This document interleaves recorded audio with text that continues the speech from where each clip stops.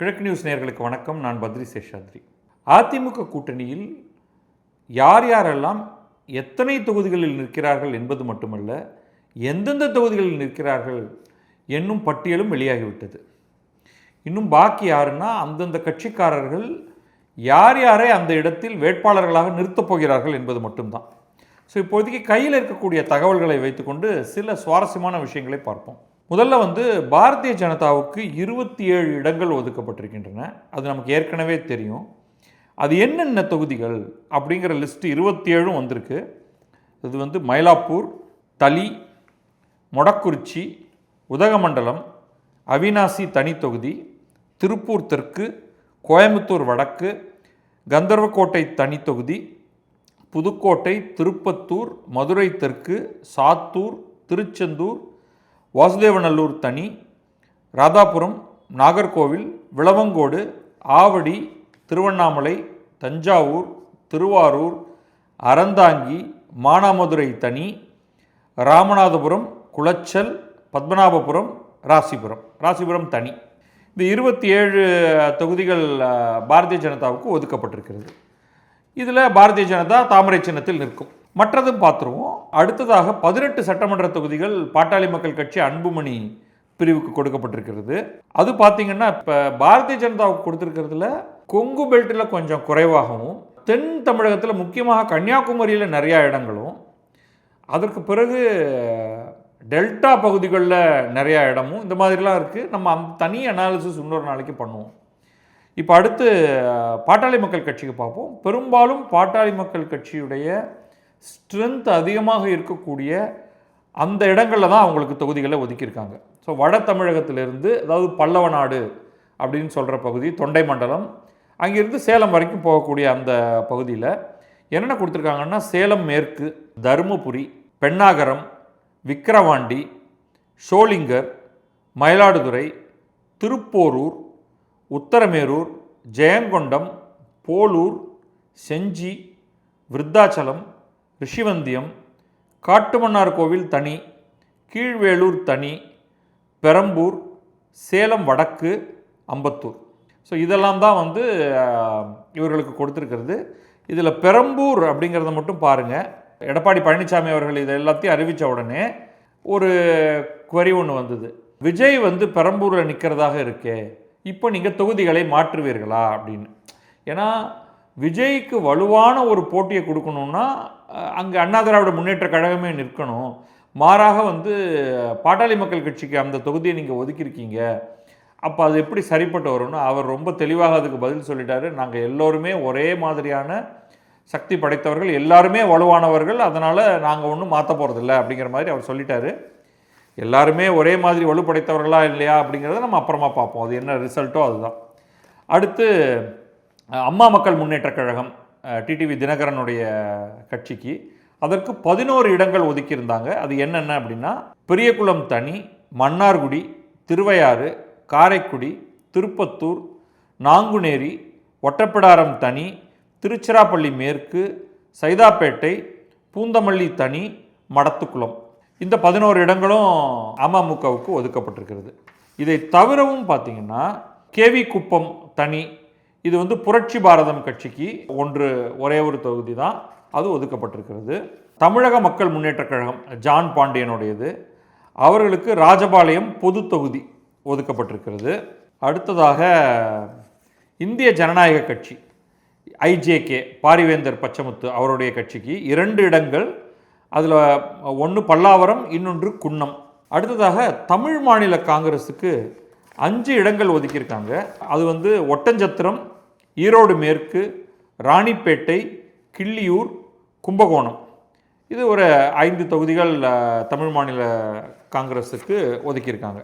So இதுதான் இடங்கள் ஒதுக்கப்பட்டது அப்படின்ட்டு அதிமுகவிலிருந்து சொல்லிட்டு, மீதமுள்ள அனைத்து இடங்களிலும் நாங்கள் நிற்கிறோம் அப்படின்னு சொல்லிட்டாங்க. அந்த கணக்குப்படி பார்த்தீங்கன்னா அதிமுக 169 இடங்களில் போட்டியிடுகிறது. மீதி பார்த்தீங்கன்னா பாஜக 27, பாமக 18, அமமுக 11, தமிழ் மாநில காங்கிரஸ் 5, ஐஜேகே 2, தமமுக 1, புரட்சி பாரதம் 1. இதுதான் அலோகேட் பண்ணியிருக்கிறது. இப்போ ஏசி சண்முகத்துக்கு எந்த இடமும் கொடுக்கல. ஸோ அதில் ஏதாவது மாற்றம் வருமா, அதிமுக தன்னிடமிருந்து கொடுப்பார்களா என்ன அப்படிங்கிறது தெரியல, பார்க்கலாம்.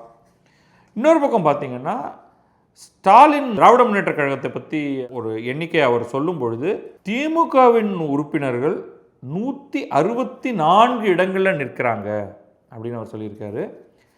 கூடவே கூட்டணி கட்சியினர் உதயசூரியன் சின்னத்தில் இன்னொரு 11 இடங்களில் நிற்கிறாருன்னு, அப்படின்னா 175 இடங்களில் உதயசூரியன் சின்னம். அதில் 164 பேர்கள் தான் திமுகவின் உறுப்பினர்கள், மற்றவர்கள் தோழமை கட்சியினர்கள். ஸோ கிட்டத்தட்ட 2 பேரும் ஒரே மாதிரியான எண்ணிக்கையிலான இடத்தில் தான் நிற்கிறார்கள். ஆனால் ஒரு பெரிய வித்தியாசம் இருக்குது. எடப்பாடி பழனிசாமிகிட்ட இந்த கூட்டணி கட்சியினர்லாம் என்ன சின்னத்தில் நிற்பாங்க, இரட்டை இலையில் நிற்பாங்களா அப்படின்னு கேட்டதுக்கு அவர் ரொம்ப தெளிவாக அதை நாங்கள் ரொம்ப ஜனநாயகபூர்வமான கூட்டணி, அதையெல்லாம் அவங்கள்ட்டையே விட்டுடுறோம் அப்படின்னு சொல்லியிருக்காரு. அதில் பார்த்தீங்கன்னா நமக்கு தெரிஞ்சவரை இப்பொழுதைக்கு தமிழ் மாநில காங்கிரஸ் இன்ட்ரெஸ்டிங்லி பாரதிய ஜனதாவுடைய தாமரை சின்னத்தில் நிற்கிறது. வாசன் என்ன சொல்லியிருக்காரு அப்படிங்கிறத சொல்கிறேன். தேர்தல் ஆணையத்தின் கோட்பாடுகளுக்கு இணக்கமாக தமாக வர முடியாத நிலையில் சைக்கிள் சின்னத்தில் போட்டியிட முடியாத சூழல் காரணமாக தாமரை சின்னத்தில் போட்டியிடுகிறோம் அப்படின்னு அவர் சொல்லிட்டார். ஸோ தாமரை சின்னத்தில் போட்டி எவ்வளவுன்னா 27 + 5 32 இருக்குது. So interesting. இது நீங்கள் இதை வேறு ஆங்கிளில் பார்க்கணும். இன்னும் நமக்கு தெரியாதது என்னென்னா, தமமுக ஜான் பாண்டியன் கட்சி ஒரு இடம் எந்த சின்னத்தில் போட்டியிட போகிறாங்க தெரியல. அது ஒருவேளை அது தாமரை சின்னத்தில் இருக்குமா அல்லது இரட்டை இலையான்னு தெரியல. அடுத்தது ஐஜேகே பாரிவேந்தர் எங்களுடைய சின்னத்தில் தான் நிற்கப் போகிறோம் அப்படின்னு சொன்னார். ஆனால் அந்த சின்னத்தில் நிற்கப் போகிறாரா அல்லது இரட்டை இலையை கேட்பாரா அல்லது அவரும் தாமரையில் நிற்பாரா தெரியல. புரட்சி பாரதம் எந்த சின்னத்தில் நிற்க போகிறாங்க தெரியல. ஆனால் தமிழ் மாநில காங்கிரஸ் ரொம்ப தெளிவாக சொல்லியிருக்கு, நாங்கள் தாமரை சின்னத்தில் தான் நிற்க போகிறோம் அப்படின்னு. வேறு சில சுவாரஸ்யமான தகவல்கள் இதிலேருந்து நம்ம சேகரிக்க முடியுது. அது என்னென்ன அப்படின்னு பார்ப்போம். நம்ம ஏற்கனவே சொன்ன மாதிரி 164 தொகுதிகளில் திமுக வேட்பாளர்கள் போட்டியிடப் போகிறார்கள். 11 தொகுதிகளில் கூட்டணி கட்சியினர் உதயசூரியன் சின்னத்தில் போட்டியிடுகிறார்கள். ஒரு 23 பேர் அடங்கிய பட்டியல் ஒன்றை அதிமுக இன்று காலை வெளியிட்டது, எல்லாத்துக்கும் முன்னாடியே. அதில் எல்லாமே பெரும்பாலும் முக்கிய தலைகள், அமைச்சர்களாக இருந்தவர்கள். இவர்கள் அனைவரும் ஜெயித்து வந்தால் அனைவரும் மீண்டும் அமைச்சர்களாக ஆகப் போகிறவர்கள். அந்த லிஸ்ட்டில் பட்டியலில் பார்த்தீங்கன்னா இந்த 23 பேரில் 16 பேர் இப்பொழுது சிட்டிங் எம்எல்ஏஸ், ஒரு 7 பேர் தோல்வி அடைந்தவர்கள் அப்படின்னு வச்சுப்போம். அதில் சில மாற்றங்கள் இருக்குது, அதை மட்டும் பார்ப்போம். இது லிஸ்ட்டு நான் படிக்கலாம், அது மேபி இன்ட்ரெஸ்டிங் அப்படிங்கிறதுனால அதையும் படிச்சிருவோம். எடப்பாடி தொகுதியில் எடப்பாடி பழனிசாமி, அதில் ஒரு சர்ப்ரைஸ் எதுவுமே இருக்காது. வேப்பனஹள்ளி தொகுதியில் கேபி முனுசாமி கழக துணை பொதுச் செயலாளர். திண்டுக்கல் சீனிவாசன் கழக பொருளாளர். ஸோ அவர் கிளியராக புரோட்டோகால் படி சீனியர் ஆட்களாக எடுத்துகிட்டு வர்றாரு. நத்தம் விஸ்வநாதன் நத்தத்தில் கழக துணை பொதுச் செயலாளர். தொண்டாமுத்தூரில் எஸ்பி வேலுமணி கழக தலைமை நிலைய செயலாளர். குமாரபாளையத்தில் தங்கமணி கழக அமைப்பு செயலாளர். ராயபுரம் ஜெயக்குமார் கழக அமைப்பு செயலாளர். மயிலமில் சிவி சண்முகம் கழக அமைப்பு செயலாளர். மதுரை மேற்கு செல்லூர் ராஜு கழக அமைப்பு செயலாளர். பாலக்கோடு கேபி அன்பழகன் கழக அமைப்பு செயலாளர். நன்னிலம் காமராஜ் கழக அமைப்பு செயலாளர். வேதாரண்யம் ஓஎஸ் மணியன் கழக அமைப்பு செயலாளர். விராலிமலை விஜயபாஸ்கர் கழக அமைப்பு செயலாளர். கோவில்பட்டியில் கடம்பூர் ராஜு. திருமங்கலத்தில் R B Udhayakumar. Sivakasi Rajendra Balaji. Maduravoyal Benjamin. Kalasapakkam agri Krishnamurthy. Thiruparankundram Rajan Chellappa. Bhavani Karuppanan. Jolarpettai K C Veeramani. Karur M R Vijayabaskar. Ariyalur Thamarai Rajendran. இந்த 23 பேர் லிஸ்ட்டு இன்றைக்கி காலையிலேயே ஏடிஎம்கே அவங்களுடைய லிஸ்ட்டை வெளியிட்டுட்டாங்க. இதில் சில மாற்றங்கள் இருக்குது, அது என்னன்னு பார்ப்போம். அதாவது தொகுதி மாற்றம். சிவி சண்முகம் அவர் பொதுவாக விழுப்புரம் தொகுதியில் போட்டியிடுபவர், அவர் மயிலம் தொகுதிக்கு மாற்றப்பட்டிருக்கிறார். ராஜேந்திர பாலாஜி ராஜபாளையம் தொகுதி, அதிலிருந்து அவர் சிவகாசிக்கு மாறி இருக்காரு. அக்ரி கிருஷ்ணமூர்த்தி போலூர்லேருந்து கலசப்பாக்கம். இப்போ சிவி சண்முகம் மாநிலங்களவை எம்பியாக இருக்கார். அவர் மாநிலங்களவை எம்பியாக இருந்து கொண்டே இப்போ இதில் தேர்தலில் நிற்கிறார். அவருக்கு 2028 வரை பதவி காலம் இருக்குது. இங்கே அவர் எம்எல்ஏ ஆகி அவர் தன்னுடைய இடத்தை ராஜினாமா பண்ணார்னா மாநிலங்களவையில் அந்த இடம் வந்து அப்போ யார் மெஜாரிட்டி இருக்காங்களோ அவங்களுக்கு போகும். ஏடிஎம்கே ஜெயிச்சிருச்சுன்னா அது அவங்களுக்கு தான். நயினார் நாகேந்திரன் கடைசியாக திருநெல்வேலியில் போட்டிட்டு ஜெயித்தார் பாரதிய ஜனதாவுக்கு. சென்ற முறை 2021 20 இடங்கள் கொடுக்கப்பட்டு அதில் 4 இடங்களை வென்றதில் ஒரு இடம் நயினார் நாகேந்திரனுடையது. அந்த திருநெல்வேலி சீட்டை வந்து அதிமுக இப்போ எடுத்துக்கிச்சு. அதனால் இவர் எங்கே நிற்க போகிறார் அப்படிங்கிறது தெரியல. பாமக சட்டமன்ற உறுப்பினராக உள்ள மயிலம் தொகுதியில் நாடாளுமன்ற மேலவை அதிமுக உறுப்பினர் சி வி சண்முகம் வேட்பாளராக அறிவிப்பு. ஸோ அங்கே அது மாற்றிருக்காங்க. சென்னை கான்ஸ்டியூன்சியில் வந்து 3 இடங்கள் மட்டும் கூட்டணி கட்சிகளுக்கு ஒதுக்கீடு செய்துவிட்டு 13 இடங்களில் அதிமுக போட்டியிடுகிறது. மயிலாப்பூரில் பாரதிய ஜனதா, சைதாப்பேட்டையில் அமமுக, பெரம்பூரில் பாமக. சைதாப்பேட்டையில் அமமுக எப்படி இருக்கும், பெரம்பூரில் பாமக என்ன மாதிரி ஃபைட் கொடுக்கும் அப்படிங்கிறது தெரியல. ஸோ சென்னையில் பெரும்பாலும் DMK versus ADMK versus TVK அப்படின்னு தான் இருக்கும். பர்டிகுலர்லி பெரம்பூரில் விஜய் நிற்கிறது வந்து பாமகவால் அது அவரை எதிர்கொள்ள முடியுமா, அதிமுகவுடைய முழு சக்தி அதில் இருந்தாலும் அப்படிங்கிறதுல ஒரு டவுட் இருக்குது. சென்னையில் பாரதிய ஜனதாவுக்கு ஒரே ஒரு இடம்தான் மயிலாப்பூர். ஆனால் அந்த கிரேட்டர் சென்னைன்னு பக்கத்தில் இருக்கக்கூடிய, இப்போ சென்னைன்னு எடுத்துக்கிட்டிங்கன்னா சென்னை, செங்கல்பட்டு, காஞ்சிபுரம், திருவள்ளூர் மாவட்டங்கள் எல்லாவற்றையும் சேர்ந்த அந்த கிரேட்டர் சென்னை அப்படிங்கிறத எடுத்துக்கிட்டிங்கன்னா ஆவடியும் பாரதிய ஜனதாவுக்கு ஒதுக்கப்பட்டிருக்கிறது. வேறு சுவாரஸ்யமான பாரதிய ஜனதாவுடைய சிலது பார்த்திங்கன்னா கன்னியாகுமரி மாவட்டத்தில் உள்ள 6 தொகுதிகளில் 4 தொகுதி பாரதிய ஜனதாவுக்கு கொடுக்கப்பட்டிருக்கு. நாகர்கோவில், விளவங்கோடு, குளச்சல், பத்மநாபபுரம். ஸோ இதில் 4லையும் வந்து பாரதிய ஜனதா என்ன செய்யுது அப்படின்னு பார்க்கணும். இது வந்து அவங்களுடைய ஸ்ட்ராங் ஏரியா தான். மோஸ்ட் லைக்லி இவங்களை எதிர்த்து காங்கிரஸுக்கு தான் அதிகமான இடங்கள் அந்த பகுதியில் கொடுக்கப்படும். ஸோ இது வந்து கிட்டத்தட்ட பிஜேபி வர்சஸ் காங்கிரஸ் அப்படிங்கிற மாதிரி ஒரு ஃபைட்டாக இருக்கும். அங்கே வந்து ரிலிஜியஸ் போலரைசேஷன், காஸ்ட் போலரைசேஷன் எல்லாமே நடக்க போகுது. இந்த இடத்துல விஜய் நிற்கிறாருன்னா ஒரு கணிசமான கிறிஸ்டியன் வாக்குகள் விஜய்க்கு போனால் பாரதிய ஜனதாவுடைய வெற்றி வாய்ப்பு கொஞ்சம் அதிகமாக இருக்கும். பார்க்கலாம் அது என்ன நடக்கிறதுன்னு. 2021 பாரதிய ஜனதா மொடக்குறிச்சி, நாகர்கோவில் 2 இடத்துலையும் ஜெயித்தாங்க. அந்த 2 இடமும் அவர்களுக்கு மீண்டும் கிடச்சிருக்கு. கோயம்புத்தூரில் வானதி நின்ற இடம் வந்து இந்த முறை அதிமுக எடுத்துக்கொண்டிருக்கிறது. அவினாசி, திருப்பூர் தெற்கு, கோவை வடக்கு, மொடக்குறிச்சி, உதகை என கொங்கு பகுதியில் 5 இடங்களில் மட்டும்தான் பாரதிய ஜனதா போட்டி. சிங்காநல்லூர், கிணத்துக்கடவு, தீநகர், வேளச்சேரி, ஆலந்தூர் போன்ற தொகுதிகளை பாரதிய ஜனதா கேட்டு பெறும் என்று சொல்லப்பட்டது. இதில் வந்து 3 கிரேட்டர் சென்னைக்குள்ளே வருது, 2 கோயம்புத்தூர் ஒட்டி. ஆனால் இந்த 5 இடமும் வந்து பாரதிய ஜனதாவுக்கு தரப்படவில்லை. ஸோ இதில் ஒருவேளை வந்து சிங்காநல்லூர், கிணத்துக்கடவு போன்ற தொகுதிகள் கிடைத்தால் அந்த இடத்துல அண்ணாமலை நிற்கலாம் அப்படிங்கிற மாதிரி பேசப்பட்டது. இப்போ அண்ணாமலை என்ன பண்ண போகிறாரு அப்படிங்கிறது பார்க்கணும். சென்னையிலையும் கூட ஒரு 2-3 தொகுதிகள் பாரதிய ஜனதா கொடுக்கப்படலாம் என்று அட்லீஸ்ட் அவங்க எதிர்பார்த்தாங்க. அது கிடைக்கல. இது தவிர அண்ணாமலை போட்டியிடவில்லை அப்படின்னு ஒரு தகவல் வருது. அது அதிகாரப்பூர்வமான தகவல் இல்லை. 2021 அரவக்குறிச்சியில் அவர் அசம்பிளி எலெக்ஷனில் போட்டிட்டு தோல்வி அடைந்தார். அதுவும் இப்போ இல்லை இவங்களுக்கு.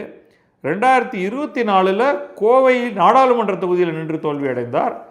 அங்கேயும் வந்து உங்களுக்கு இனஃப் கான்ஸ்டிடுவன்சி தரப்படலை. அதில் அங்கே பார்த்தீங்கன்னா அவினாசி இருக்குது, கோவை வடக்கு இருக்குது. அவினாசி, கோவை வடக்கு அந்த 2ல் 1 நிற்கலாம். பட் என்ன பண்ண போகிறாங்க அப்படின்னு தெரியல. அப்புறம் வானதி மற்றும் நயினார் நாகேந்திரன் வென்ற கோவை தெற்கு, நெல்லை தொகுதிகள் பாரதிய ஜனதா கட்சி பட்டியலில் இடம்பெறவில்லை. அப்போ அது நிச்சயமாக அவங்க 2 பேரும் டிஸ்கஸ் பண்ணியிருப்பாங்க. ஸோ என்ன ஐடியா அப்படிங்கிறது புரியல. நிச்சயமாக நயினார் நாகேந்திரன் தேர்தல் நிற்கிறாரு, வானதிக்கும் கொடுப்பாங்க, பார்க்கலாம். அது தவிர வந்து டெல்டா நம்ம ஏற்கனவே சொல்லிகிட்டு இருக்கோம், அது வந்து திமுகவுடைய கோட்டை. அந்த இடத்துல வந்து தஞ்சாவூர், திருவாரூர் அந்த 2 தொகுதியும் பாரதிய ஜனதா போட்டியிடுது. அதே மாதிரி வந்து தென் தமிழகத்தில் திருச்செந்தூர் கம்ப்ளீட்டாக அது திமுகவுடைய கோட்டை. அங்கேயும் வந்து அது பாரதிய ஜனதா கொடுத்துருக்காங்க. அது தவிர வந்து திருப்பத்தூர், திருவண்ணாமலை, ஆவடின்றெல்லாம் இடங்கள் இருக்குது. இந்த திமுக கோட்டை அப்படின்லாம் சொல்லிவிட்டு எனக்கு அங்கே சீட்டு கொடுக்காத அப்படின்லாம் சொல்ல முடியாது. உங்களுக்கு கிடச்சிருக்குன்னா இறங்கி அடிக்கணும், பார்க்கலாம் என்னன்ட்டு. மயிலாப்பூர் தொகுதியில் பாரதிய ஜனதா சார்பில் தமிழிசை போட்டியிட உள்ளதாக தகவல் அப்படின்னு சொல்கிறாங்க. பாசிபிள். ஏன்னா அவங்க வந்து ரொம்ப தீவிரமாக இந்த முறை இறங்கிடணும் அப்படிங்கிறதுல இருக்காங்க. பார்க்கலாம். இதில் வந்து பெரம்பூர் ஃபார் பாட்டாளி மக்கள் கட்சிங்கிறது வந்து கொஞ்சம் கம்ப்ளீட்டாக ஒரு ஆஃப் பீட்டாக இருக்குது. இப்போ இதில் யார் யாருக்கெல்லாம் சிக்கல் அப்படின்னா, சென்னையை வந்து ரொம்ப தீவிரமாக தங்களுடைய கான்ஸ்டிடுவன்சியை டெவலப் பண்ணிகிட்டு இருந்த வினோத் செல்வம், அவருக்கு இங்கே எங்கேயும் அக்காமடேட் பண்ண முடியல. அதே மாதிரி எஸ்ஜி சூர்யா வேளச்சேரியை வந்து ரொம்ப டெவலப் பண்ணிகிட்டு இருந்தார். அதில் நிறைய தீவிரமான முயற்சிகள் எடுத்துகிட்டு இருந்தார். அவருக்கு வாய்ப்பு கிடைக்க போகிறதில்ல. ஸோ இதில் நிறையா சிக்கல்கள், இந்த மாதிரி சில முக்கியமான, அதாவது அண்ணாமலைக்கு கொஸ்டின் மார்க் அப்படின்னு ஆரம்பித்து இன்னும் பல்வேறு தலைவர்களுக்கு கொஸ்டின் மார்க் இருக்கும் பொழுது கொஞ்சம் க்ரியேட்டிவாக சில திங்கிங் அவங்க பண்ணியாகணும். என்ன கேட்டால் வந்து அண்ணாமலையை தமிழ்நாட்டில் எந்த இடத்தில் வேண்டுமானாலும் நிறுத்தணும் அப்படிங்கிறது தான் என்னுடைய தனிப்பட்ட கருத்து. அவருடைய ஒரு தீவிர ஒரு ஆதரவாளனாக கூட நான் இதை சொல்லுவேன். அண்ணாமலை வந்து கிடைக்கக்கூடிய வாய்ப்பை தவறக்கூடாது. நிச்சயமாக ஒரு இடத்துல அது எவ்வளோ கஷ்டமான தொகுதியாக இருந்தால் என்ன, இதில் வந்து தோல்விகளுக்காக அஞ்சவே கூடாது. உங்களுடைய பேர் லைம்லைட்டில் இருக்கணும். நீங்கள் மயிலாப்பூரில் நிற்கலாம், பட் மயிலாப்பூரில் வந்து இவங்க ரொம்ப கடுமையாக தமிழிசை அக்கா வந்து அந்த இடத்த எனக்கு தான் கொடுக்கணும் அப்படின்னு கேட்பாங்க. பட் எனிவே எந்த இடமாக இருந்தாலும் நீங்கள் நில்லுங்க, தஞ்சாவூரில் நில்லுங்க, திருவாரூரில் நில்லுங்க, சின்ன கான்ஸ்டிடுவன்சி தான், இறங்கி நின்று வா பார்த்துக்கலாம், நீங்கள் இறக்குங்கப்பா உங்களுடைய திமுக ஆட்களை பார்த்துக்கலாம் ஒரு கை அப்படின்னு நிற்கணும். பார்க்கலாம் அதெல்லாம் என்ன மாதிரி நடக்க போகிறது என்று. பட் தேர்தல் பயங்கரமாக சூடுபிடிக்க ஆரம்பித்து விட்டது. அதிமுக கொஞ்சம் அஹெடாக இருக்குது. அனௌன்ஸ்மெண்ட்டை பொறுத்த வரைக்கும் ரொம்ப குவிக்காக அவங்க இறங்கி வேலையில் இறங்கிட்டாங்க. இனிமேல் வந்து திமுக தன்னுடைய இடங்கள், தன்னுடைய வேட்பாளர்கள், இப்போ அதிமுகவோட ஃபஸ்ட் லிஸ்ட் வந்துருச்சு. இப்போ மற்றவர்கள் எல்லாரும் அவங்கவுங்களோட லிஸ்ட். இதில் முக்கியமாக நம்ம பார்க்க வேண்டியது பாரதிய ஜனதா, பாமக, அமமுக. பாமக வந்து ஏற்கனவே 3 பெயர்கள் அறிவித்து விட்டார்கள் அப்படின்னு தகவல் வருது. எடப்பாடி பழனிசாமி தன்னுடைய பிரச்சாரத்தையே மயிலாப்பூர்லேருந்து தான் தொடங்குகிறார் அப்படின்னு சொன்னோம். அந்த பிரச்சாரத்தில் தமிழிசையும் அதோட சேர்ந்துக்கிட்டாங்க அப்படிங்கிறது ஒரு எக்ஸ்ட்ரா பாயிண்ட்டு. அது மயிலாப்பூர்லேருந்து தொடங்குகிறது. மயிலாப்பூரில் தான் அவங்க நிற்கிறதுக்கான இடம், ஒரு இடம் பாரதிய ஜனதாவுக்கு ஒதுக்கப்பட்டிருக்கிறது. அதை தமிழிசை கேட்பார்கள் அப்படிங்கிற மாதிரி கேள்விப்படுறோம். அவர் கபாலீஸ்வரர் கோவிலில் வழிபடுவது, அவருக்கு மரியாதை செய்யப்படுவது, அது எல்லாத்தையும் அந்த படங்கள் எல்லாம் வந்திருக்கின்றன.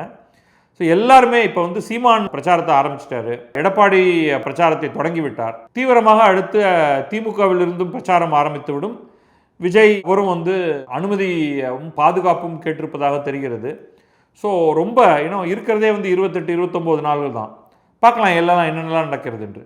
மற்றவர்கள் எல்லாமே தொடர்ந்து அடுத்தடுத்து லிஸ்ட்டு தருவாங்க. பார்க்கலாம். அது வர வர நம்ம வந்து நிச்சயமாக உங்களோட பேசுவோம். நன்றி, வணக்கம். நான் பத்ரி சேஷாத்ரி. இது கிழக்கு நியூஸ்.